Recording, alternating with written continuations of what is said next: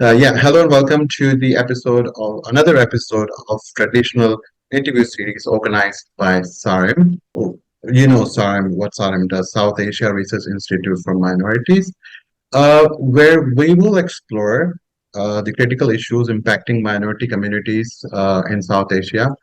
Today we have the honor of hosting Professor Anja Mihr. I hope I'm pronouncing your name right. You do. Okay. Thank you. She's the founder and program director of the Center on Governance through Human Rights at the Berlin Governance Platform. Professor Mihr has dedicated her career to human rights education and advocacy, recently receiving the prestigious award from the University Consortium for Human Rights Education. Today, we will delve into a crucial topic, the role of transitional justice in addressing historical grievances and building a more equitable future for South Asia's minorities. Thank you so much, Professor Anya, for uh, accepting our offer of invitation.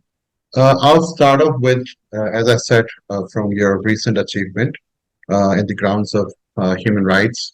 Congratulations, first of all, on recent award from the University Consortium for Human Rights Education, recognizing your significant contributions to human rights education.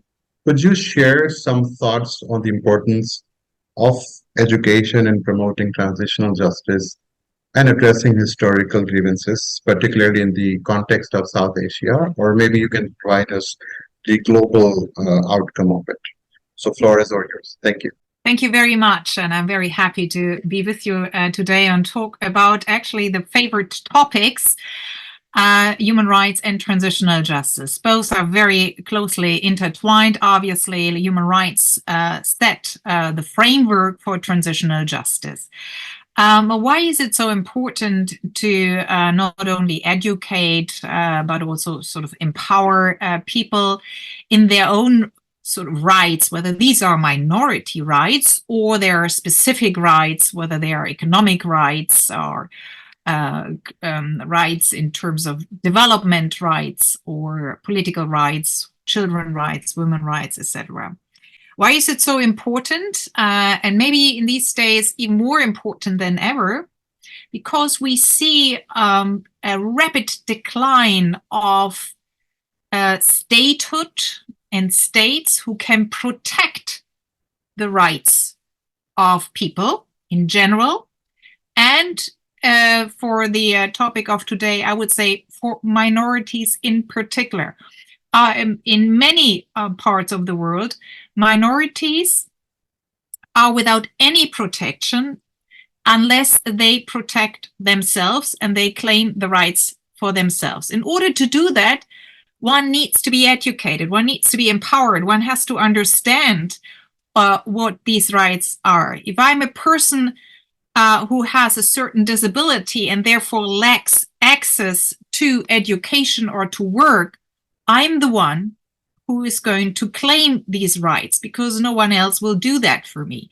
And again, since we have this rapid erosion of functioning states who keep rule of law and human rights, it's more and more up to the groups themselves, no matter what kind of groups, and no matter what kind of minority groups, whether these are groups, minorities who identify themselves via their language, via their religion, via their territory, their traditions, they need to be empowered. And that is why human rights education and education for transitional justice is more important than ever. Thank you so much for giving us a brief idea about what the importance about the transitional justice. And yeah, you rightly said that uh, minority have to speak for themselves, right? They have to raise their voice in terms of, you know, the differences or the issues that they are facing. So I will now quickly move on to your academic work. Your book, Regime Consolidation and Transitional Justice. You explore the complex relationship between these two concepts. How can TJ or transitional processes in South Asia be designed to not only address past human rights violations, but also contribute to the long-term consolidation of democracy and inclusive governance. Yes. Again, it's similar to the capacities or the empowerment that we're talking about. What we have seen not only in democracy research in general, in, let's say, state-orientated research or stability-orientated research, we see that what keeps a society strong and resilient against autocracy, against discrimination, here we are back with the minorities, is if there is a strong and vivid civil society. So a state is what its citizens are. You cannot disconnect it. I know we easily point at the governments and they say it's their fault, it's what they should do, etc., etc. But it goes without saying that all across the world we have the phenomenon. You get the government that you deserve or that is imposed on you, because you cannot avoid it if it's a dictatorship. However, we have also seen, and here comes transitional justice in it, that even the most autocratic, the most suppressive regimes, not only in Europe, Sub-Saharan Africa, East Asia in particular, there are very good case studies there. The most autocratic regimes, the way there has been a successful transition to a more good governance and democracy-related system has been through an active civil society. A democracy was never, democracies around the world have never been imposed by through military forces or through the invasion of another country. They've always come from a bottom-up approach. And therefore, it is important to connect not only human rights and transitional justice, but particularly the issue of minorities. And I would like to outline a little bit the framework of both in terms of minorities when we talk about transitional justice, but also transitional justice itself. Please give me these 5 minutes just to set the frame that we are operating in when we talk about transitional justice and minorities. First of all, there are two categories, if you want to say, of minorities. The classical category that not only applies to Southeast Asia or Asia in general, it applies to the whole world, are groups and groups of people who have an identity that is not the majority of that society or country. Every group, let's say, that is below 50% of the group in that state. For instance, if you have a state, a country that is predominantly Muslim or Christian or Buddhist, and then you have a minority, religious minorities of people, let's say 10 or 20% of that population follows a different religious path, that would be a religious minority. The same with language groups. You have predominant language in your country, no matter where on the planet. And then you have sort of linguistic minorities, groups, 5% or 10% of the population who also speak another language. And I could go on and identify that. These groups of minorities, so sort of this is the most classical definition of a minority group, below 50% of the total population. This group has increased over the past decades through identity politics. Whereas maybe 20 years ago, if you were working in the field of minorities, you had 4 or 5 criteria. Some of them I mentioned: religion, language, ethnicity. Then disability came in this debate. But today it's very much about individual identities. About even, and I give you an example that we all know of, for instance, people who change their diet and they come, I'm no longer a meat eater, I'm a vegan or a vegetarian. Yeah, it's part of an identity and they become minorities. And why is this so important? This is important because people, because of their identity, they can be subject to discrimination. and exclusion. And at the end of today's interview, we want to see how we can recreate, let's say, an inclusive society. Right now, what we see all across the world is more exclusion based on identity politics. That is the main group of minorities. There is a second group of minorities that transitional justice deals with. And these groups of minorities are not below 50%. The most prominent example that you know is the former apartheid regime in South Africa, where you had a majority, an absolute majority of the population being discriminated by a minority, actually, of the population. The South African constitution until the mid-1990s had in their constitution the definition of race, and they had 3 races: black, colored, white. And according to your race, you had certain chances, access to, for instance, education or not. So a systematic discrimination of the majority of the population who was either black or colored, and the white population suppressed and discriminated the other. So we were talking about the majority of population, but yet about minorities based on the level of suppression or exclusion. That's another very important criteria, again, when we come to transitional justice. The same is for children. Children are not globally not necessarily a minority as such, since it goes with the age of 18 or 21.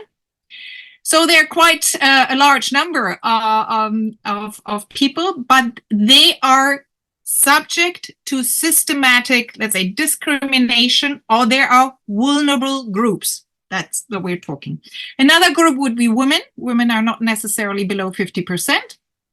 But they are subject to systematic discrimination. They always say it's naturally 51, 52% of a population.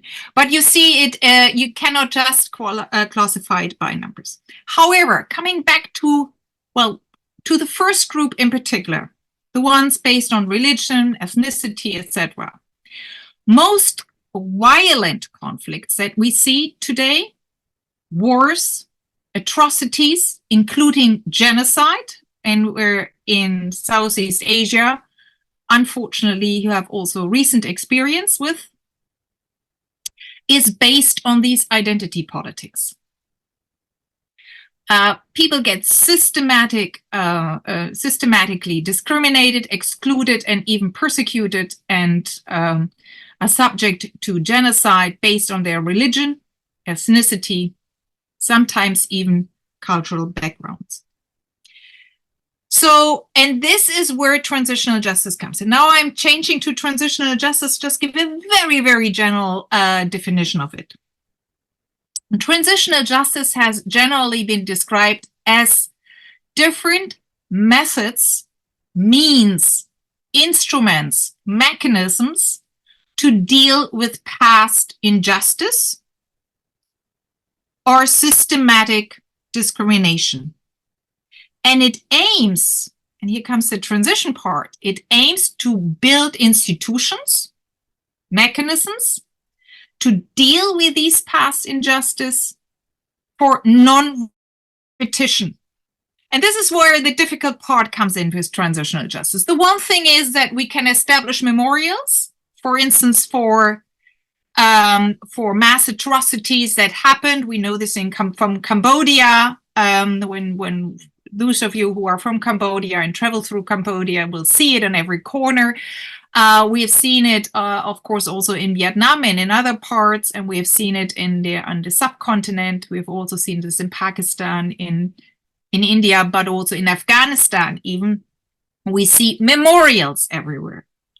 Memorials for past injustice. And when you will look at the memorial sites, you will see it's dedicated often to these specific groups that I was just mentioning. And so far, so good. Many of these memorials, even many of the trials, many of the political reforms are dedicated to atone to deal with these past injustice, to detest, to delegitimize the past regime. But the difficult part is, what do we learn from it? And how can we make it better so there's no repetition? And this is the part where often governments fail to deliver. And not only in Asia, not only in Central Asia, Southeast Asia, in Europe, everywhere, in North America. The difficult part is, all right, in order to avoid the same mass atrocities, systematic exclusion and discrimination, which leads sooner or later to a violent conflict, we obviously have to change the system. And this is why transitional justice has always been seen as a means and a pathway to democracy. Because one thing we learned, the more democratic a society is, because democracy means inclusion of the different groups that have been discriminated before, the less likely we have repetition. Democracies are not perfect. Nobody would ever dare to say that. Yeah, but they have mechanisms that can better deal with systematic injustice than autocracies have. That's basically the secret here. I stop here for a minute. I would like to say later a few more words about the different mechanisms, but I'll leave it there. All right, thank you. You have expertly provided the first of all, the differentiation between the traditional minorities and I would say non-traditional that you just indicated. And when you said indicated towards the issues that children face, I would like to add something over here that I would want to generalize it, the issues of street children. Those are, very vulnerable, and I'd be speaking to the Federal University of Miran on this issue, that we would want to empower those, voiceless, to provide them the platform to raise their voices, right? So they don't have voices. So I was reading some of the statistics from Brazil as well, that in Brazil alone, correct me if I'm wrong, there are like 17 million street children. And in Pakistan alone, there are almost 2 million. So numbers are increasing, right? And this is, I would say, a topic that has been neglected for the past, I would say, decade or so, because, there comes climate change, the issues of climate change comes into play, the issues of, empowering women comes into play, then there's the issues of genocides against all the communities. So yeah, this is something that, and you talk about, you also indicated that there is a mechanism that can be reflected in democracy, right? Although, as you said, it's not just perfect model for almost like everyone, but at least it is providing us a mechanism or an approach to raise our voices. So yeah, you have expertly answered that question in very detail. Quickly moving on. So again, it is something related to minority communities that you have already touched upon. So many minority communities in South Asia continue to suffer from the legacy, as you just indicated, that the memorials, right, that you just indicated, the legacy of historical injustices and discrimination. What are some of the specific challenges they face in accessing transitional justice mechanisms in achieving meaningful issues? You have somehow Yes. touched upon this, but I would like to explain that. Yes. You to explain. I'm very grateful for the question. Historical injustice are often also connected to colonialism, etc. And then in connection to it's only one of the tools, let's say, one of the measure of transitional justice is the memorials. There are hundreds of different measures, but one that we all come across very often is the memorials. All of those who probably watch this video, they will say, yes, I've seen just recently there was a little monument remembering that, or pointing towards this and this incident in the past, whether it's in Bangladesh or it's in Cambodia or in Pakistan. However, it is historical justice. These memorials, and with memorials comes often the education, that history books, for instance, change or are reformed, etc., etc. The problem often with this memorial or historical way or exclusive dealing with the past in a historical way is that it stays there. It stays there. We are all upset. We are angry. There is a certain empathy with the victims, but no reforms will follow. So many countries and many governments focus on memorials, but they do not really focus on the lesson learned from what happened in the past. For many reasons, which I also explain in some of my books, and I'm happy to discuss this also in detail in a different session. But there are many reasons for why often societies are not able to really make the connection between the past and the future. Yet transitional justice is all about that. It is, otherwise we would just have historical justice. Yeah, historical justice meaning we are aware of the wrongdoings of the past. We do set up memorials, commemoration centers. We do have educational programs. But for what? The future, it just continues like before. There's the same regime in power, and every 10, 20 years we have another civil war and we have a repetition. So the really challenging part here is the non-repetition. And there we have to talk about the big elephant in the room, and that is political implications, the political lessons learned from these historical facts. And for instance, research is able to provide that today, is some countries have used transitional justice to get out of this vicious circle of repetition, of discrimination, of exclusion, and creating a democratic societies. And one way, for instance, of doing is that identifying those minorities who have been suffering discrimination and exclusion, and giving, some would call it affirmative action or a certain promotion of these minorities into the political system in terms of representation in parliament. They get fixed seats for a period of time, 10 or maybe 20 years, until it normalizes. They get special scholarships for universities. We have seen this, for instance, in the transitional justice process in South America, in Chile, also in Ecuador, in Peru, where these the large population of the indigenous minorities suffered of atrocities, killings, and abductions, and their children and survivors received, for instance, free scholarships to universities. So just to give an example, or as I say, the seat in the parliament, or they get equal representation in local councils, city councils. They get promoted in public sectors, for instance, in the police, that you have the minorities in your countries represented in the security sector, in the public services, teachers, etc., etc. So there are many ways of learning from the past injustice and then do political reforms, which comes close to inclusion. And then comes the other level of transitional justice. After historical, political, we have a third level, and that is legal justice. These are the classics. These are the big pictures that we see, the photographs, the sessions. That are the trials and commissions of inquiry. They only cover a small percentage, really, of the whole transitional justice process, also with minorities.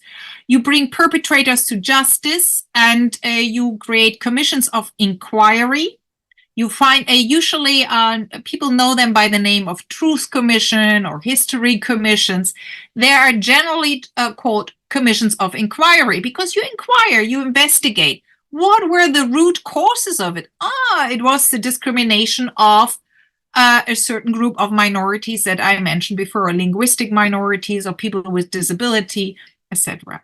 So first, I have to acknowledge that something went wrong with these in the context of how to treat these people. For instance, the largest minority group in Europe are the Roma and Sinti. There are around 18 million people belonging to that group of travelers. They call themselves different names. The general is Roma and Sinti, or Sinti and Roma. And they have been systematically, over the centuries, systematically excluded from education and from the labor market. They have been persecuted. There have been several genocides against these people. They have been exterminated, and so on, for centuries. First, you needed a commission of inquiry, a history commission on the European level, to investigate. Oh yeah, the Roma in the Balkans and in Spain and in Germany and France, they suffered similar. Only then you could taking actions. You could even put people on trial. You could take affirmative action to include these people, for instance, in political decision-making processes in the public sector. But overall, and this is absolutely crucial, what transitional justice for these people did, for these minority people in Europe did, was to give them access to education, to work on the same basis, even to the health sector, to the healthcare facilities. And by this, transitional justice does what is his core business: to get people out of the exclusive part, out of the discrimination, and give them equal access. You cannot just give people rights and then you think there's a miracle happening.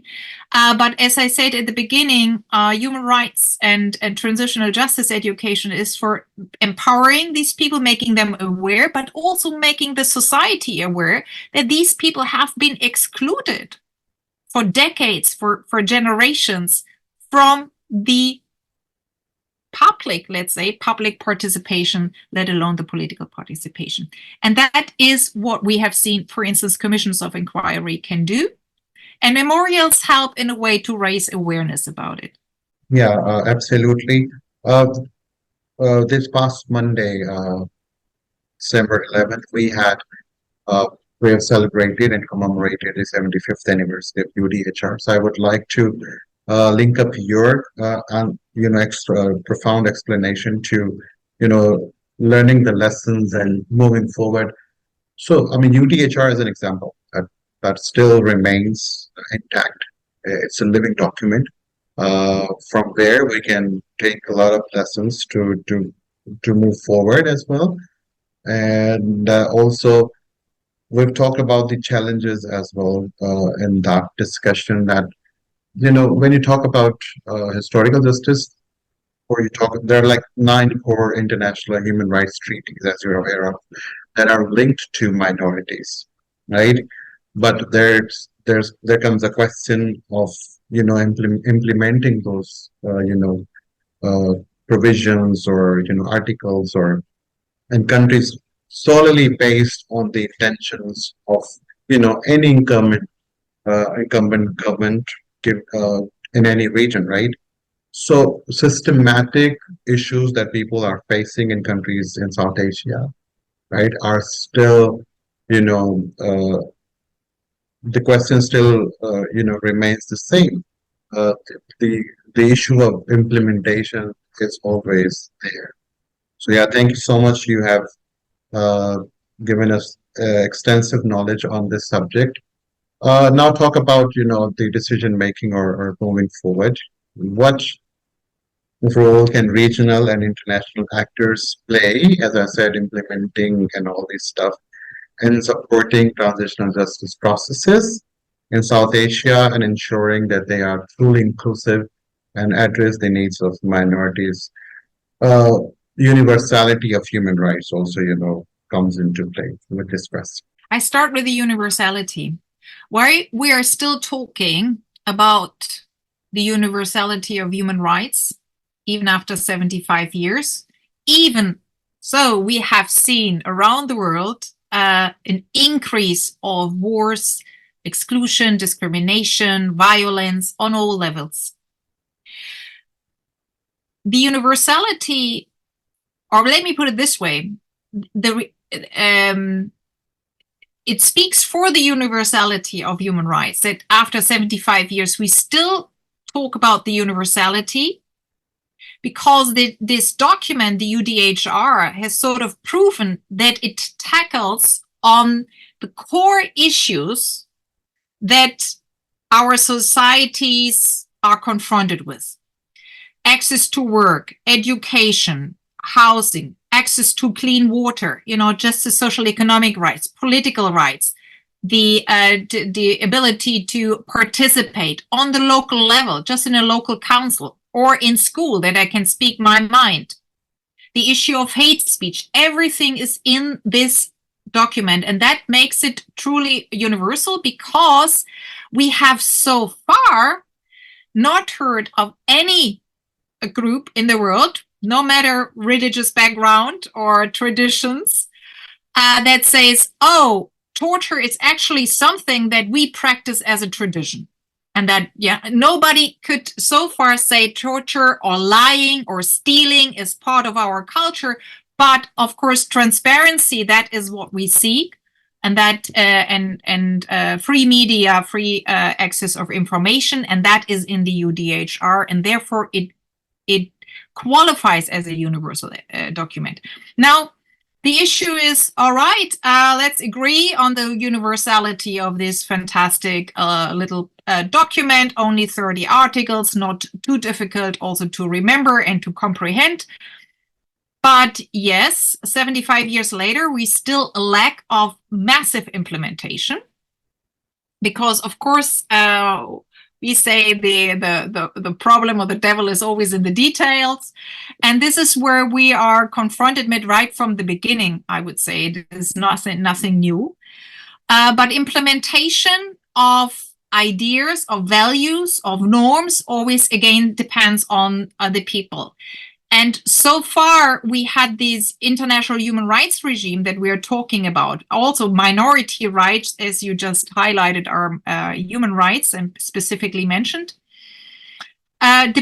So far, it depended very much on governments, on states. We had a state-centric human rights regime, a global one and the regional ones too. I know in Southeast Asia, you do not have a regional court for human rights yet, maybe one day. But Africa, Sub-Saharan Africa in particular, has it. Europe has it. Latin America has it. So we have regional human rights regime, which explicitly mention minority rights. And they have also implementation mechanisms there, international, that tackle down to the national and local level. However, Asia, Southeast Asia, is actually the exception here. It's not the norm of not having such mechanisms, but you have something else here. And that is customary international law, the core conventions, whether you count 9 or 10, depending on how one is counting, but the core treaties, United Nations treaties for human rights, they are customary international law, and even more of international conventions can already be taken up. We have seen this, for instance, by judges in Nepal and in Thailand and also in Bangladesh, that they often say, look, we have an issue here, not only with minorities, on other matters too. And we piggyback a little bit from decisions from the court in Costa Rica, the Inter-American Court, or from the African Court, or from the European Court, and how they take a decision, and we implement it here. But the biggest sort of obstacle yet for implementing these international norms are the governments. But now comes the good news. Over the last decade too, and particularly since the plan of action from 1993, from the Vienna World Conference on Human Rights, where this was all planned, and now we see the fruits of it 30 years later, is that the role of non-governmental organizations or civil society, of citizens, and human rights defenders. And for instance, lawyers are seen as human rights defenders in this context. Judges are seen as human rights defenders.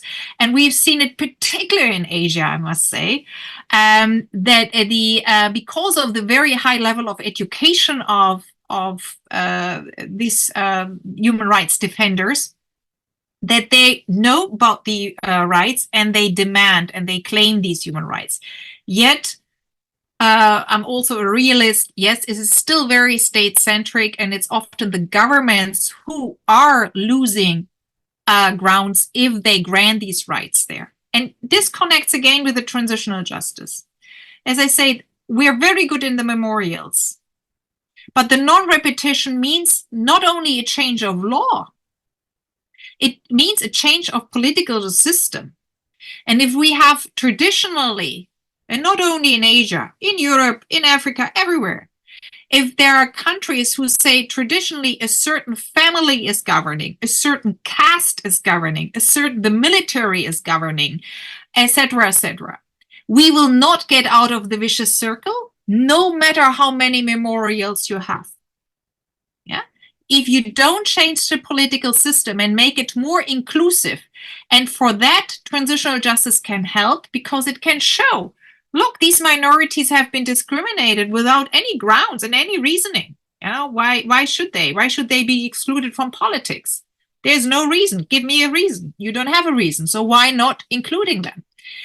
And this is what transitional justice can do. They can give you the reason to include these people. And then you change slowly the system. And with this change of system, if it's more democratic, more transparent, more accountable, the likeliness of adhering to international standards who are constant reminders of, let's say, women's rights, children's rights. You talked about the street children who are excluded from education, etc. About the rights of people to choose their own religion, very important. About the rights of people with to carry on their traditions based on their ethnicity, the right of people to speak their mother tongue, even if the administrative language may be English or maybe Russian, as it is in Central Asia, or Chinese, but to keep your mother tongue. If you have these minorities who have a mother tongue different from the administrative state language in parliament, the implementation of that human right is completely different. Thank you so much for underpinning and connecting the dots related to the question that I just indicated. Just a quick addition, like there are certain social issues that can easily be tackled, or I would say handled by the governments, and there are like legal issues where the governments tend to remain reluctant on making decisions. So yeah, you've just given us a prime example of those people who want to have their mother tongue, or any other, or let's say independent individual rights. So just going on, we are losing out of time. So last question, looking forward, what are some promising approaches or innovation strategies for utilizing transitional justice to address historical grievances and promote the lasting peace and reconciliation in South Asia or East Asia, especially focusing on the needs of minority communities?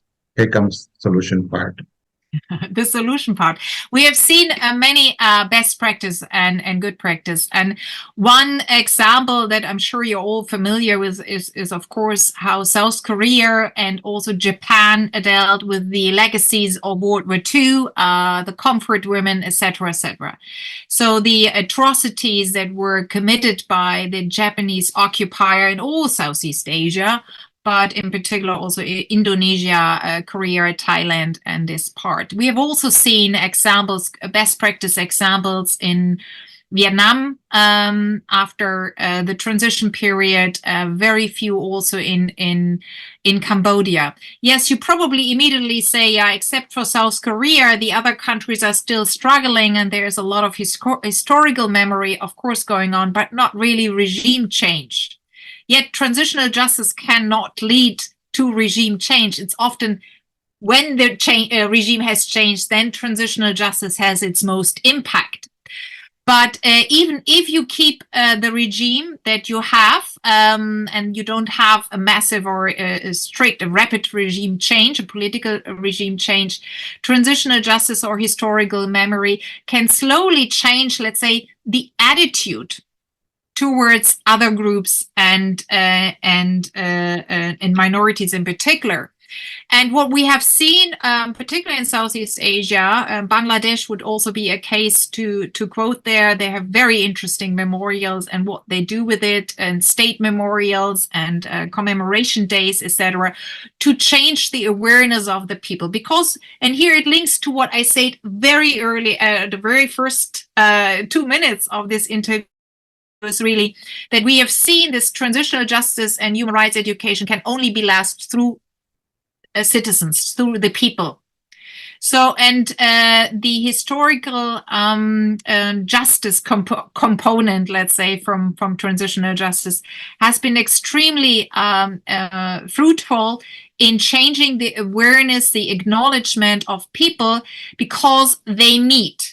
This is very important in this. So memorials, great, but you should also use these memorials as meeting places between the different groups.